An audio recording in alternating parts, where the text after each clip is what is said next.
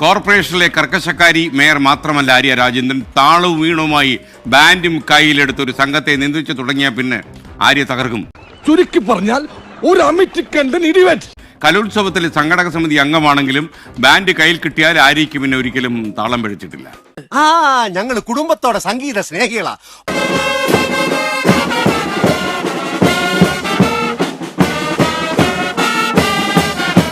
ഇവളാള് കൊള്ളാമല്ലോ. ഏതായി കുട്ടി?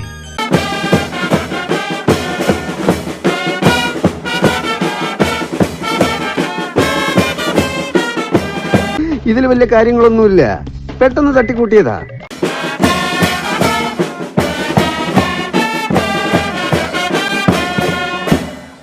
എന്താണ് ഗാനമേളയോ അതോ ഗാനബഹളോ? എല്ലാവരും അവരോട് ബന്ധിപ്പിച്ച് കിടക്കണം. ശരിക്കും പറഞ്ഞാൽ സ്കൂൾ കാലഘട്ടത്തിലേക്ക് തിരിച്ചു പോകുക എന്ന് പറയുന്നത് നമ്മുടെ എല്ലാവരുടെയും, അതിപ്പോൾ സംസാരിക്കുന്ന ആരായിരുന്നാലും എല്ലാവരുടെയും ജീവിതത്തിലെ ഏറ്റവും വലിയ അനുഭവമാണ്. പാവം ഒരു പൊട്ടിപ്പെണ്ണ.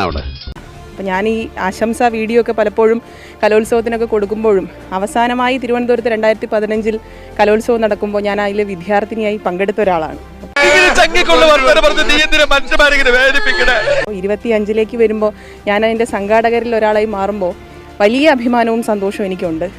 എല്ലാം വിധിയുടെ വിളയാട്ടം. ഇപ്പോൾ വളർന്നു വരുന്ന തലമുറയോടും പറയാനുള്ളത്, നമുക്ക് ഇപ്പോൾ ഇവിടെ നിന്നൊക്കെ പഠിച്ചു പോയാലും നമുക്ക് നമ്മുടെ സ്കൂളും നമ്മുടെ ജീവിത സാഹചര്യവും നമ്മളെ പഠിപ്പിച്ച അധ്യാപകരും ഒക്കെ നമ്മളോടൊപ്പം എപ്പോഴും അവരെ കൂടി ചേർത്ത് നിർത്താൻ നമുക്ക് കഴിയണം.